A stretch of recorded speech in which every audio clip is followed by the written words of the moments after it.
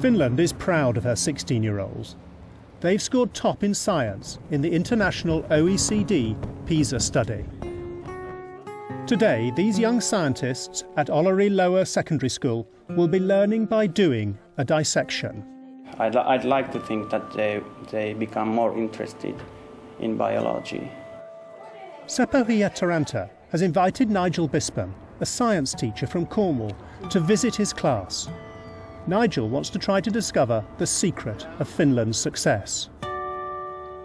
He'll also be meeting Deputy Head Maja Flinkman. They will review Seppo's class, and Maja will explain how it fits into a major 7-week block in the school's curriculum. The whole topic is the water ecosystem and what structures a fish need to swim underwater. Ja mitä vähemmän tähän päätyy verta, niin sen parempi silleen niin kuin esimerkiksi kokeeseen luvun kannalta. The main goal is to learn about fish anatomy, learning all the organs. Olari Lower Secondary School, just outside Helsinki, educates 250 pupils between the ages of 13 and 16.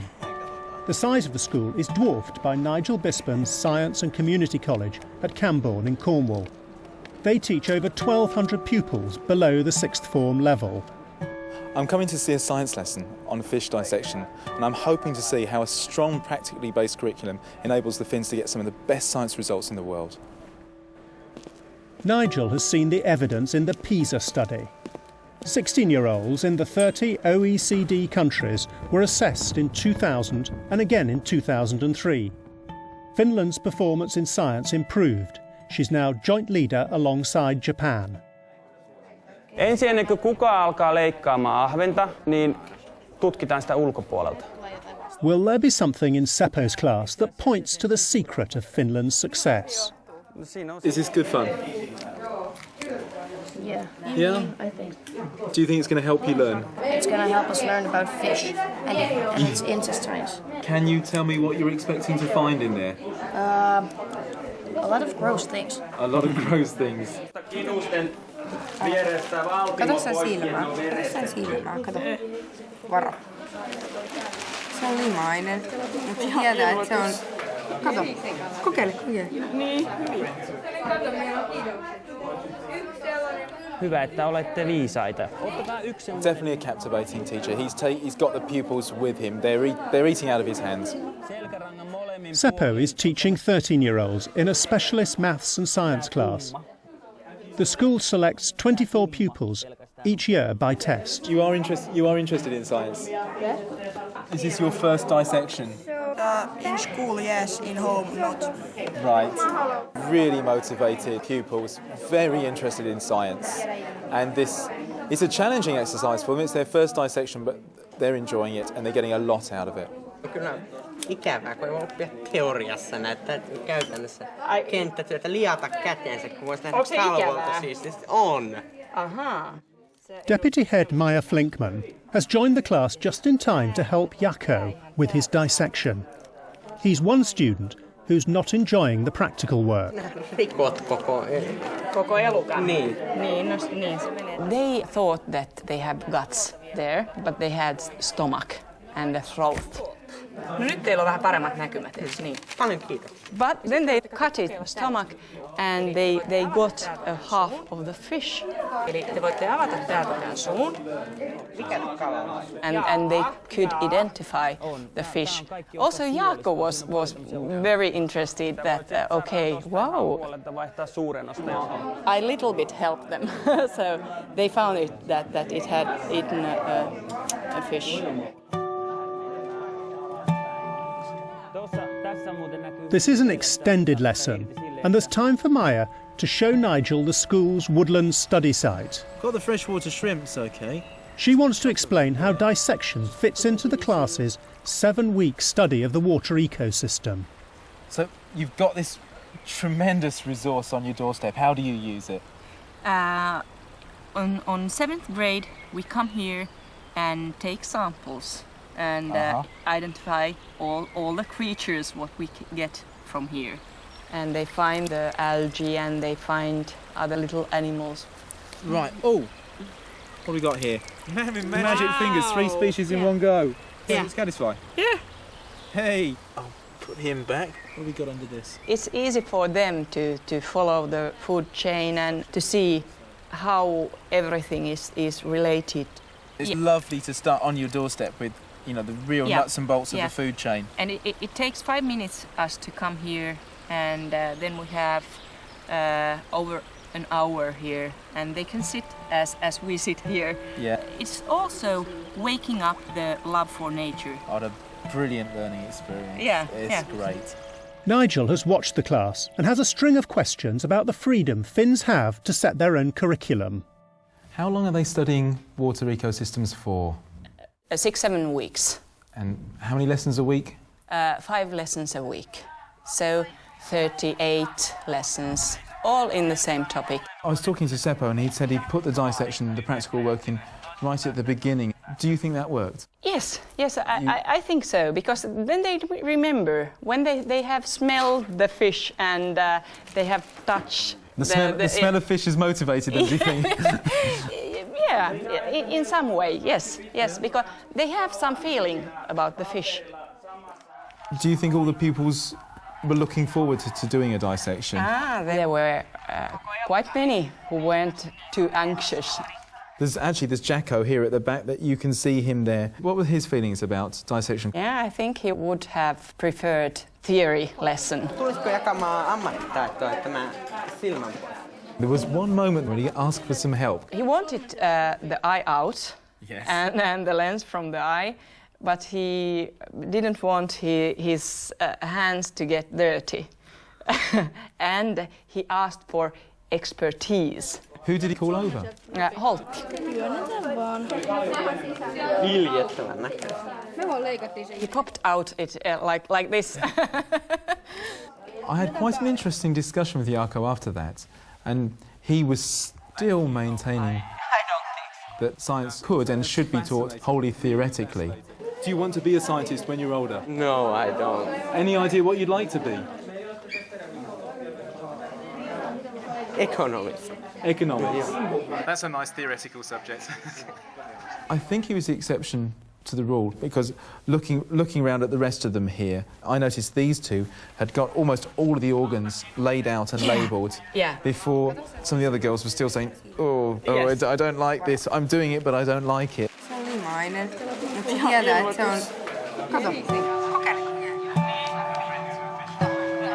This microscope that you've got at the front is absolutely fantastic, and some of the girls that were initially struggling came over and did some brilliant work with this. They really blossomed, I thought, then. They took out the scale and looked how old the perch could have been. How are they relating the scale to its age? It has the rings, like a tree. Oh, like a tree? Has Really? Yeah. Vaan se kala kasvaa kesällä huomattavan paljon. Silloin siihen tulee paljon semmoisia vähän leveämpiä raitoja. Did Seppo use that in his introduction? No. So how did they know that? Right. Yeah, when they found, they just looked at the scale, and then they found that there are something, and then Seppo came. That's when he came. In the right moment there and showed them. I do get this feeling, looking at him here, standing back, he's watching very, very closely. Yeah. And he has a good sense to go there when they need him. Tää tumma pelkästään on perna. Tää kaikki muu tässä ympärillä on suolistoa. He doesn't go like this. You have to find this one, but he goes like yes. And they then live up to his belief in them. Yeah. He believed that they could do it. Yeah. Onks Arto mitään ongelmia? There seems to be a lot of autonomy given to the learners. Yes. And that goes with the method. Joko teille Joonas selvisi kalan sukupuoli? Educationally, why do dissection? Sell it to me. There are many reasons. Quite often now, the youngsters, they are on computers, and they aren't very skillful in cutting. It is very important for a scientist to have skillful hands. Also, just the observational And the analytical, because they were thinking about what they were doing. All the time. Yes. All the time, I could see the wires which went from the hand to brains. That's what I thought was strongest. It really wasn't just practical work, it was analytical. And then they have time to think also. When you have very strict theoretical teaching, yes. They have to hear and watch all the time. They don't have any time to think freely. And I think most of the good things come out from free thinking. Yes. Yeah. Do you have the same kind of system in England or? Very, very different. Oh. They might do a unit for 3 weeks on digestion or environment, but it's all quite short. What it doesn't give them a chance to do is extended activities and investigations like this one.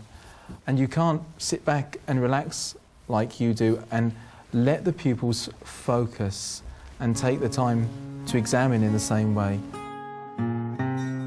Nigel can see a pattern emerging. Maya believes in depth rather than breadth in her teaching, and the PISA study echoes that. They assessed the application of knowledge rather than testing parts of a curriculum. I'm very impressed with what you do. I don't think you possibly even realise the benefits of it because it's just what you do. Yes, that's true. And I think that's what that for me marks out what you did for these pupils as scientists, which is the natural curiosity. Yeah, and how they continued after what they were told to do, and they found out new things. Yeah, let's talk about this group down here because they found out something very special. Tell me about this group here, the girl with the blue top. Nigel! They had picked up the lens from the eye, and they just put it on the paper. Oh yes, there's the lens. See it here. Had Seppo suggested they look for the lens? He said that they could watch the eye and perhaps take the lens out. But then the boy, he watched the lens from just upside, and he saw the pixels. You can see the pixelation of a newspaper print. Yeah. Wow, that is amazing. Have you ever done that before? No. And you've never seen a pupil do that then either, obviously? No. So that's wonderful. It was that's accidental, absolutely wonderful. but it was wonderful. Yes. Yeah. And that's for me the nurturing of a real scientific mind. You've given the child a chance. And that's also something to teacher, because I love those moments.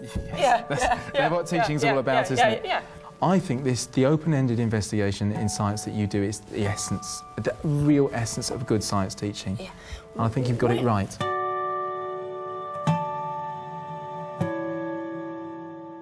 Nigel has been struck by the freedom Ollery School has to shape its own curriculum. And, by the way, they use the natural facilities around them. It's been great watching a group of pupils enjoy working as scientists on basically on an extended project. And I think there's some challenges here for us because we pride ourselves in a broad and balanced curriculum. But this is a country that gets the best science results in the world, and it seems to suggest that it's the depth, not the breadth, which is giving them the feeling for what it really is to be a scientist.